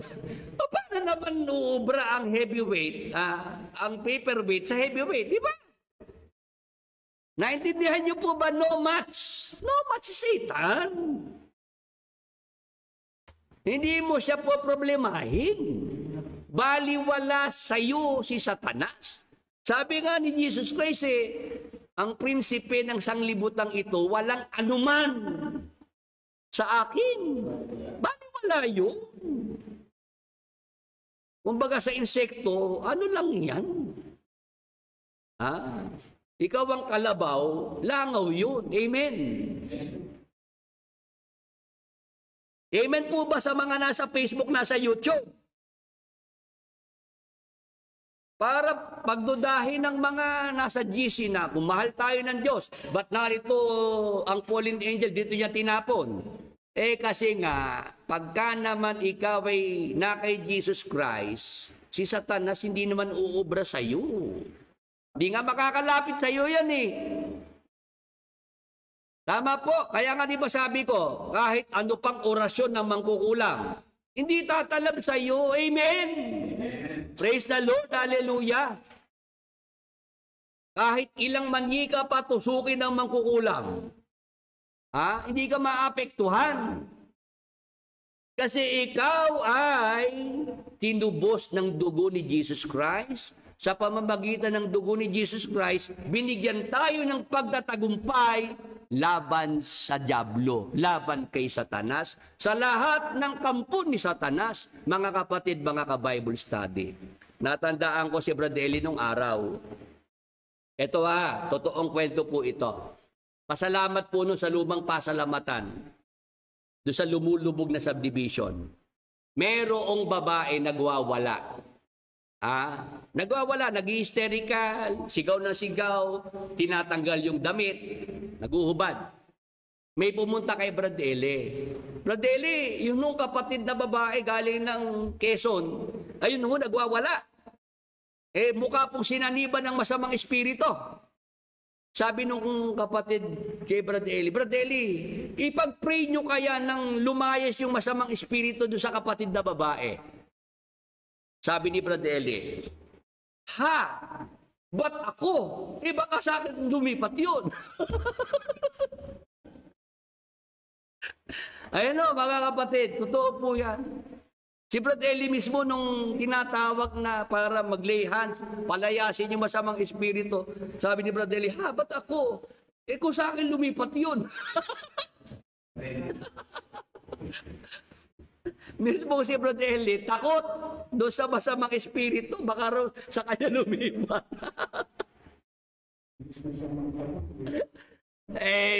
Kung ikaw ay sumasampalataya kay Kristo, di ba? Ikaw may pagtatagumpay laban sa dyablo, laban kay Satanas. Kasi si Jesus Christ nga po, nung mamatay sa krus, nagtagumpay na siya laban kay Satanas. Laban sa lahat ng kampo ni Satanas. Kaya sa panahong ito, mga kapatid, kung nandyan man ang dyablo, gumagala-gala, humaharap ng masisila niya, umaatungal gaya ng leon. Di ba? Umuungal gaya ng leon. Gaya lang ng leon, hindi talaga leon. Amen. Ang talagang leon, ang tunay na leon, si Jesus Christ. Ang dyablo, gumagala, umuungal, gaya ng leon. Hindi talaga leon yun. At siya, ginagaya niya leon, di ba? Walang pangil yun. Bungal na yun, bungal. Nagkakaintindihan po. O ano pa ang harm? Ano pa ang damage na pwedeng magawa sa iyo noong bungal na leyon? Parang ahas din, di ba? Yung ahas. Pagka ang ahas ay wala ng pangil, wala nang magagawa yun. Tama po. Naalala ko si Kaperding, nung pinag-uusapan namin yung, yung ahas Yung ikang cobra, kahit cobra pa yan, para pag wala na ikang pangil ang cobra, hindi na nakakatakot yan. Para lang si Brad Eli yan, matandang ahas, wala ng pangil. Sabi ni Kapending. Di may kasi Soriano, di ba? Dahil nandiyan ka na, hindi na ikaw makalitaw si Brad Eli. Hindi ka na masagot ni Brad Eli sa mga tutol mo. Ayun, si Brad Eli kayo matandang ahas na wala ng pangil. Yan po, mga kapatid, mga ka-Bible study. Sana itong ating natutunang ito, mai-apply natin. Si Satanas, masalubong mo man yan. Dapat diretso lang ang lakad. Sa Facebook mayroong mga pinopost baba, nagbumotorsiklo raw sa gabi. At may white lady doon sa dulo. Ang tanong tutuloy ka pa ba o hindi? Yun ang pag daw ba ikay nagmumotorsiklo sa lugar na madilim at may white lady na nasa dulo, na ilawan ng motorsiklo mo, ikaw ba'y tutuloy pa o hindi? Nung mabasa ko yon, naalala ko si Brad Larry. Si Brad Larry po kasi, namamasada yan ng tricycle. Ilang beses na yun nakapagsakay ng white lady. Ang tanong ko kay Brad Larry, pag baka ako sumakay, nagbabayad. Naku, hindi nga basta sumakay, bumaba, wala ba lang, lingon-lingon Di pala ako marunong magbayad yung mga white lady na yan.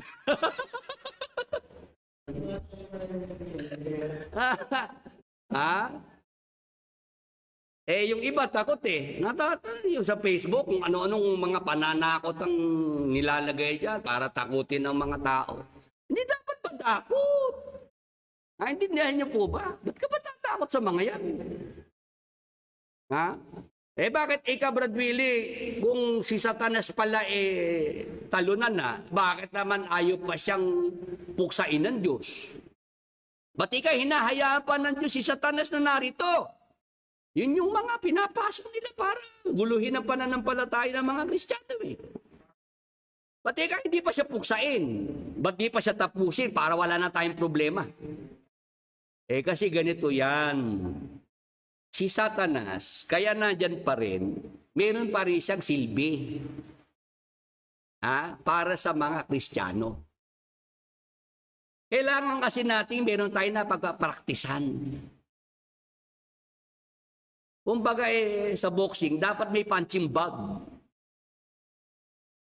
Di ba? Para ikay masanay mag-boxing, sumuntok, kailangan may punching bag. Kailangan meron ka rin ka-sparring. Di ba? Di ba si Manny Pacquiao nakikipag-sparring yan? Para pagka talaga sa laban na, handa na siya. Di ba? Ganun lang din naman kay Satanas. Kaya siya nandyan para maging punching bag, para matutunan ng mga Kristiyanong sumuntok. Kumbaga sa boksingero, binugbog na yan ni Jesus Christ Di ba? Knockout na yan. Knockdown. Knockout. O ngayon, sabi ni Jesus Christ, kayo naman, labas na sa ring o kayo naman. Di ba? Kayo naman ang lumaban. Kayo naman ang sumuntok ng kayo masanay sumuntok. Naintindihan po ba ng mga nasa Facebook, nasa YouTube? Dapat si Satanas, wala nang sa iyo yan. Hindi na siya big deal. Hindi ka na dapat nai-intimidate. Pagka naramdaman mo siya sa bahay mo, kaguluhan, hindi maalis-alis sa bahay, lagi nag-aaway, palayasin mo. Lumayas ka rito sa bahay ko, Satanas, hindi ka kailangan dito. Nagkakaintindihan po. Kasi ang hatid ni Satanas ng masasamang espiritu, kaguluhan. Pagka napasin niyo po sa bahay na ninyo'y puro kaguluhan, wala nang kapayapaan. May satanas dyan. May masamang espiritu dyan. Palayasin. Pag pinapalayas nyo, huwag kayong makikiusap pa. Huwag niyong papakiusapan. Kasi nung araw ako merong pinagsabihan na kapatid Sabi ko, palayasin mo ako yung masamang espiritu. Sige ako tingnan ko ako. Nung pinapalayas na, sabi, masamang espiritu, please lang, umalis ka sa bahay ko. Sabi ko, wag ganyan. Hindi dapat pinapag-usapan niyo basta sa mga espiritu na yan. Dapat ka ako palayasin. Sigawan mo yung ako. Kumbaga ka ako sa pusa. Di ba? Pagka yung pusa, inagawan ka ng ulam. Shoo! Baga Shoo! Talagang tinataboy mo yung pusa dahil inagaw yung daing Ha?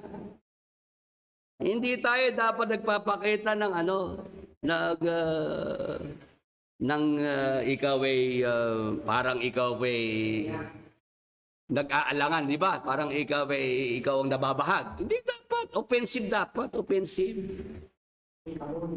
Kaya ako po, nung matutunan ko ito mga kapatid, hindi na ako, nung bata pa ako, sinabihan ako ng matatanda sa amin Pagka kayo ikay nasa labas ng bahay at nakakita kayo ng tumpok, yung nuno sa punso, wag kayo basta-basta dadaan.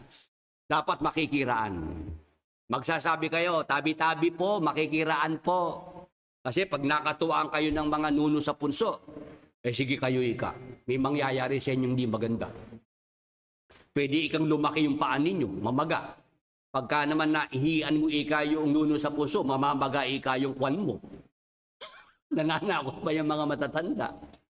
Yan. Nung yan ay maintindihan ko na. Nako, sabi ko, pagka ako ay dumadaan na, dito po sa subdivision, pauwi ako, naglalakad ako, madilim. Sasabihin ko lang sa pangalan ni Jesus, kayong masasamang espiritu na nasa aking dadaanan, magsilayas kayo. Layas! Ang sabi ko, layas kayo. Yun, mga kapatid, nakakadaan ako ng wala akong nararamdaman. Kasi alam ko yung aking posisyon, alam ko yung aking katayuan. Alam ko na ako po ay nasa ibabaw. Si Satanas at ang kanyang mga kampo nasa ilalim. Amen! Praise the Lord, hallelujah! Kahit sa mga kapitbahay nyo pa, mayroong mangkukulam. Ano kung mangkukulam siya? Di ba? Huy, huwag ikaw magsalita ng malakas, baka marinig ka ng mangkukulam. Natakot sa mangkukulam. Yung kapangyarihan ng mangkukulam, bigay lang ni Satanas yun Di ba? Tayo pong mga Kristiyano, may kapangyarihang bigay ng Diyos. Higit sa kapangyarihan ni Satanas. Amen. Praise the Lord. Hallelujah. Yan po, mga kapatid, mga ka-Bible study, ang mga salitang sinasalita ng dugo ng ating Panginoong Hesukristo para sa ating mga sumasampalatayang Kristiyano hanggang sa panahong ito. Kaya ito po yung ating dapat na ipamuhay. Makita sa atin na nabubuhay tayo dito po sa mga salita ng dugo ng ating Panginoong Hesukristo. Tayo po ay pinawalang sala na, tayo po ay pinalaya na sa kasalanan, nilinis na sa lahat ng kasalanan, tinubos na sa lahat ng kasalanan, kaya hindi dapat mabuhay sa kasalanan. Binukod tayo. Kaya hindi dapat ikaw ay kasama ng sanlibutan. Sa mga sa paggawa ng mga kasalanan, sa mga kalayawan, dapat hindi ka kasama ng sanlibutan. Tapos, meron tayong walang hanggang katubusan. Tapos, meron tayong pagtatagumpay laban kay Satanas at sa lahat ng kanyang mga tampon. Amen! Praise the Lord! Hallelujah! Sige po, kung meron tayong prayer request dyan, bigyan natin ng pagkakataon ng mga prayer request. 60. ang nasa YouTube Live na mga ka-Bible Study, Facebook Live po natin, 14. Prayer request para po kay Winnie Sumagaysay, nananakit ang kanang kamay. At para kay Carlos Ramos, nahihilo at ubo. Sige po, pag-pray po natin. Sa pangalan ni Jesus, sa dugo ni Jesus, pananakit ng kanang kamay, inuutosang umalis, mawala sa katawan ni Winnie Sumagaysay. Sa dugo ni Jesus, ipagkaloob ang kagalingan na dumaloy sa kanang kamay at buong katawan ni Winnie Sumagaysay. Be healed in Jesus' mighty name. Thank you, Lord Jesus Christ. Amen. Kay Carlos Ramos naman na nahihilo at may ubo. Sige po. Sa pangalan ni Jesus, sa dugo ni Jesus, ubo at pagkahilo, inuutosang umalis at mawala sa katawan ni Carlos Ramos. Sa pangalan ni Jesus, sa dugo ni Jesus, ipagkaloob ang kagalingan sa ulo at buong katawan ni Carlos Ramos. Be healed in Jesus' mighty name. Thank you, Lord Jesus Christ. Amen. Rinel Ramos, hangin sa baga. Rinel Ramos, hangin sa baga. Sige, sa pangalan ni Jesus, sa dugo ni Jesus, hangin sa baga, lungs, inuutusang umalis at mawala sa katawan ni Rinel Ramos. Sa pangalan ni Jesus, sa dugo ni Jesus, ipagkaloob ang kagalingan sa baga at buong katawan ni Rinel Ramos. Be healed in Jesus' mighty name. Thank you, Lord Jesus Christ. Amen. Para naman kay Johanna Andrea Cruz, dengue. Sige po, sa pangalan ni Jesus, sa dugo ni Jesus, dengue, inuutosang mawala sa katawan ni Johanna Andrea Cruz. Sa dugo ni Jesus, ipagkaloob ang kagalingan, ipagkaloob ang malakas na immune system sa katawan ni Johanna Andrea Cruz. Be healed in Jesus' mighty name. Thank you, Lord Jesus Christ. Amen. Para naman kay Daryl Cruz, arthritis sa braso. Sige po. Sa pangalan ni Jesus, sa dugo ni Jesus, arthritis, inuutosang umalis at mawala. Sa mga braso ni Daryl Cruz, sa dugo ni Jesus, kagalingan ay ipagkaloob sa mga braso at buong katawan ni Daryl Cruz. Be healed in Jesus' mighty name. Thank you, Lord Jesus Christ. Amen. Ayan, kay Alpi Angeles, magandang umaga, Brother Willie. Kumusta na po? Magandang umaga rin, Brother Alpi Angeles. At kumusta ka rin? Ayan, si Sister Ninette Alvarez, para po sa aking mga payables sa Japan. Sige po, sa pangalan ni Jesus, sa dugo ni Jesus, ipagkaloob kay Sister Ninette Alvarez ang mga financial opportunity, financial breakthrough para mabayaran ang kanyang mga bayarin sa Japan. Sa pangalan ni Jesus, sa dugo ni Jesus. Thank you, Lord Jesus Christ. Amen. Sige po, lahat po ng narito ngayon sa Facebook at YouTube, sumabay lang po sa pagtataas ng kanang kamay. Utusan po natin ang mga sakit karamdaman na yan na nasa ating mga katawan, sa ating mga mahal sa buhay. Kayo na po magsabi kung ano pong mga sakit karamdaman yan. Sa pananampalataya po sa Panginoong Jesucristo, tanggapin natin ang kagalingan. Sa pangalan ni Jesus at sa dugo ni Jesus, inuutosang umalis at mawala sa ating mga katawan, sa ating mga mahal sa buhay, anumang sakit, anumang karamdaman. Sa pangalan ni Jesus, sa dugo ni Jesus, ipagkaloob, kagalingan, kasiglahan, kalakasan sa ating mga katawan at sa ating mga mahal sa buhay. Be healed in Jesus' mighty name. Thank you, Lord Jesus Christ. Amen. Makikibalita po tayo sa mga may prayer request, sa mga sumabay po sa ating commanding prayer. Kung kayo po'y tumanggap ng kagalingan mula sa Panginoong Jesucristo, instant healing or gradual healing, yan po'y ating ipagpasalamat. Gawa po tayo ng short video testimony para maipamalita po natin ang kabutihan, ang kagalingan na ipinagkaloob ng ating Panginoong Hesukristo. Salamat po sa ating mga kapatid. Salamat po sa ating mga ka-Bible study. Tayo po sama-samang manalangin at magpasalamat sa Panginoong Diyos.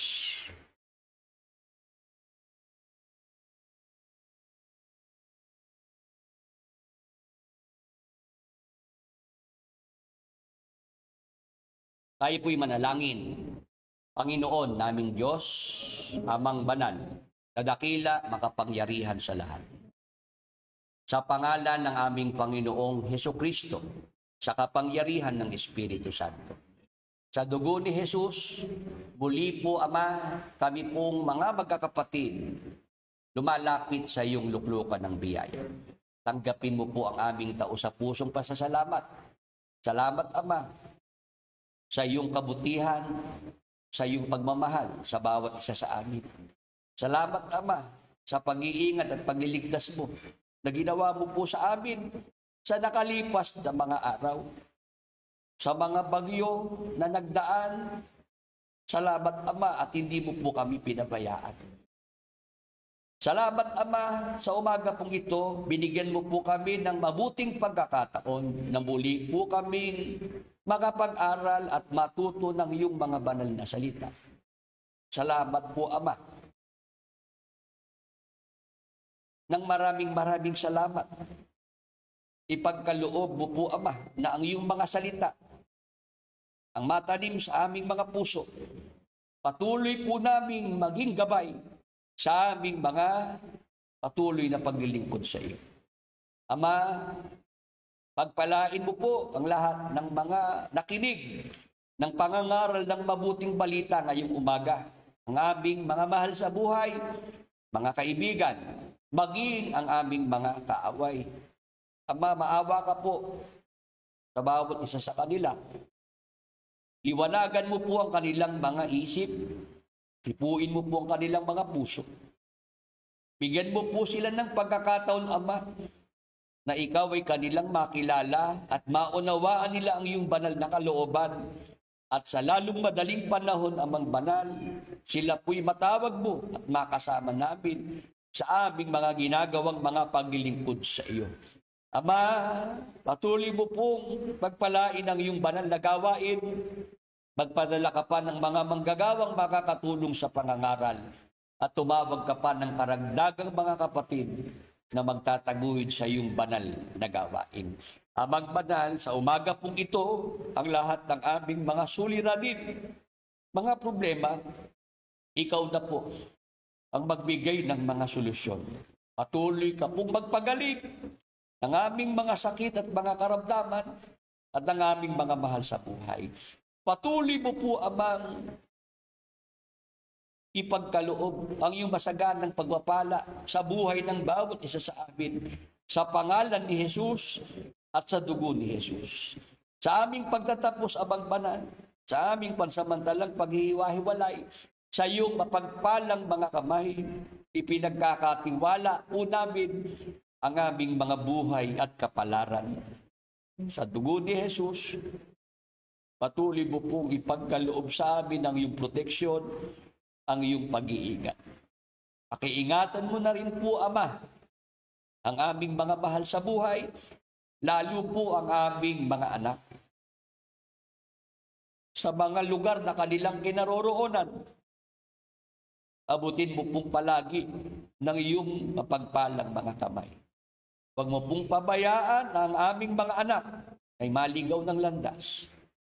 Tulungan mo po kami na maging mabubuting magulang sa aming mga anak.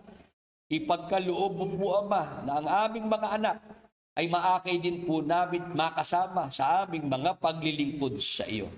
Ama, sa umaga pong ito, kami po'y sumasampalataya ng buong puso na ang lahat ng aming mga kahilingan ay yun na pong ipinagkaloob sa bawat isa sa amin. Salamat po, Diyos Ama. Salamat po, Diyos Espiritu Santo. Salamat po sa pangalan ng aming Diyos at Panginoong Hesukristo. Amen.